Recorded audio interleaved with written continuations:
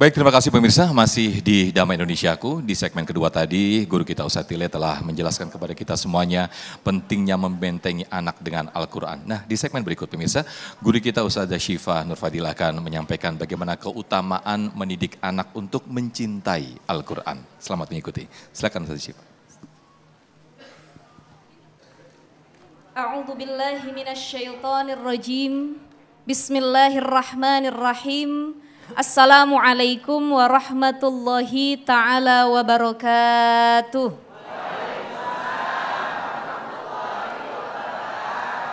Bismillah, alhamdulillah. Wassalatu wassalamu ala rasulillah Muhammad ibni Abdillah wa ala alihi wa sahbihi wa mawalah. Rabbi syrah li sadri wa yassir li amri wahlul uqdatam min lisani yafqahu qawli. Qala Allah Ta'ala fil Qur'anil Karim, bismillahirrahmanirrahim. Subhanaka la ilma lana illa ma 'allamtana innaka antal alimul hakim. Amma ba'd. Bapak Ibu sekalian jamaah Masjid Al-Adl, betul ya? Kumaha daramang sehat? Alhamdulillah. Hutang lunas? Uang belanja nambah, Bu? Alhamdulillah. Para guru-guru kita yang hadir ada Ustadz Tile ya. Kemudian juga Ustazah Lulu, ada Ustadz Sofyan, para asatizah alim ulama mungkin yang menyaksikan dari rumah. Bapak Ibu sekalian yang dimuliakan oleh Allah Subhanahu wa taala. Hari ini pembahasan kita menarik sekali. Berbicara terkait dengan pendidikan Al-Quran kepada anak-anak kita. Saya pengen nanya sama yang hadir saat ini, yang hadir sudah menikah apa belum? Cung yang belum menikah, belum 2 kali. Yang hadir di sini sudah punya anak? Ibu, Bapak, mendidik anak itu sulit apa enggak? Mendidik istri itu sulit apa enggak? Ngingetin suami itu sulit apa enggak? Sulit, sama-sama sulit. Maka salah satu kemudahan agar keluarga kita sama-sama masuk surga sekeluarga. Karena motivasi terbesar hidup ini yang pertama buat ibadah. Yang kedua minta redha dan surganya Allah. Sebagaimana doa yang suka kita baca habis sholat. Allahumma inni as'aluka ridhaka wal jannah. Wa a'udzubika min sakhatika wan nar. Semua umat Nabi masuk surga. Ketika di surga masih ada yang nangis ngeluh sama Allah. Ya Allah, saya belum menikmati surga sedemikian rupa. Ditanya sama Allah, madza turidun? Kamu pengen apa lagi? Surga itu udah banyak benar kenikmatan di dalamnya.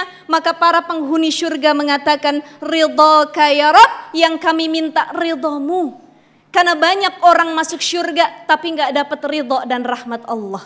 Makanya kita minta Allahumma inni as'aluka ridhaka wal jannah wa a'udzubika min sakhatika wan nar. Salah satu penghuni surga nantinya kelak adalah mereka yang satu keluarga. Rumahnya menjadi baiti jannati, rumahku surgaku. Di dalamnya saling bertautan melantunkan ayat suci Al-Quran. Tadi Ustadz Tile, Ustazah Lulu udah menggambarkan ada yang di rumahnya doyan nyanyi. Emaknya ahli dangdut, bapaknya ahli koplo, anaknya udah gede pinter goyang. Kenapa? Emak bapaknya doyannya nyanyi. Tapi ketika ayahnya baca Quran, anaknya membaca Al-Quran, satu rumah saling bersautan membaca Al-Quran.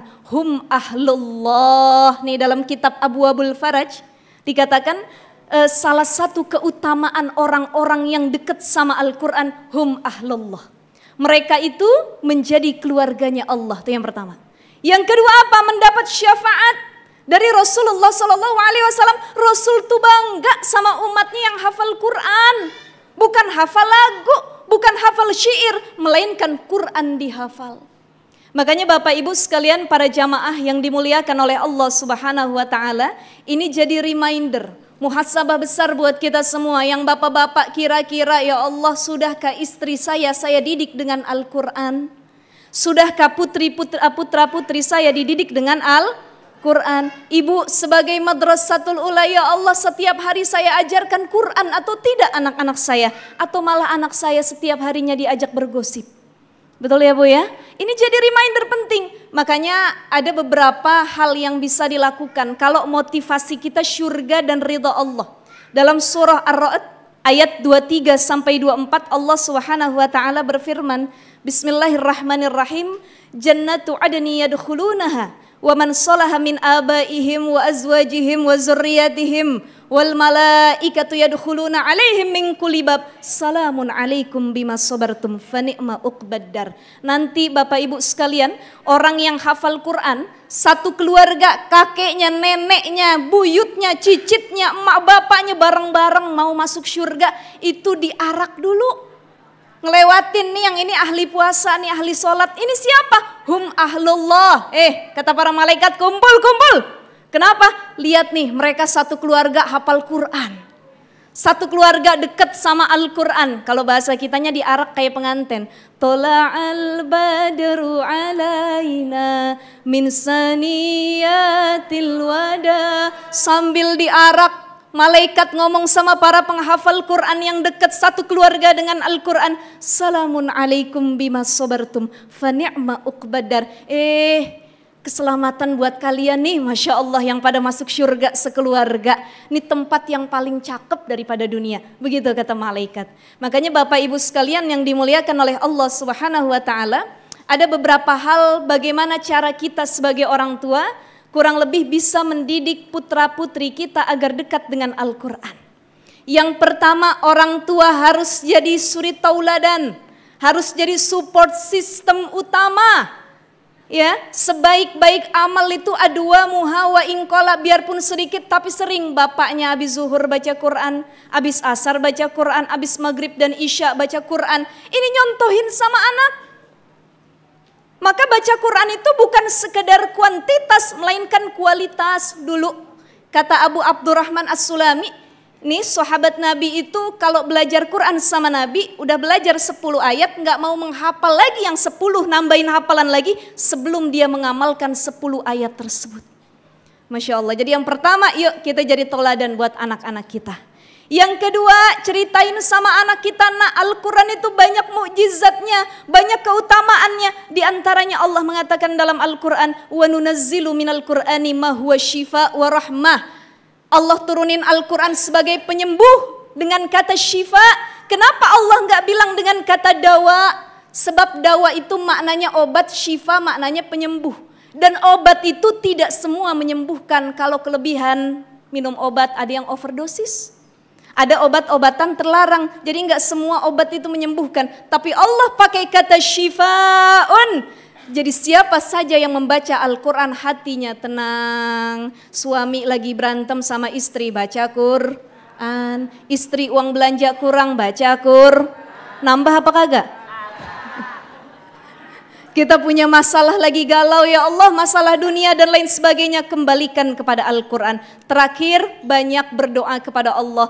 Allahumma rzuqna hubbal Quran wa syauq ila qiraatih. Ya Allah, karuniakan kepadaku dan keluargaku untuk cinta terhadap Al-Quran dan selalu merindukan dekat dengan Al-Quran. Amin ya Allah ya Rabbal Alamin. Amin, amin ya Rabbal Alamin. Terima kasih Ustazah Syifa yang mudah-mudahan juga sekaligus menjadi penyembuh buat hati kita yang kalut ya Bapak Ibu semuanya. Nah pemirsa, tidak diragukan lagi ketika kita ingin anak-anak kita mencintai Al-Quran atau mendekatkan diri terhadap Al-Quran menjadi sebuah muhasabah atau koreksi pada diri kita khususnya bagi orang tua. Sudahkah kita cinta Al-Quran? Sudahkah kita dekat dengan Al-Quran? Namun ketika kita dekat dengan gadget atau handphone sehari-harinya, maka tidak dilakukan lagi, anak-anak kita justru jauh dari Al-Quran. Nah pemirsa, masih ada beberapa segmen kita buka tanya jawab untuk Bapak Ibu semuanya. Kita berinteraksi dengan guru-guru kita berkaitan tema yang menarik ini. Tetaplah bersama kami di Damai Indonesiaku.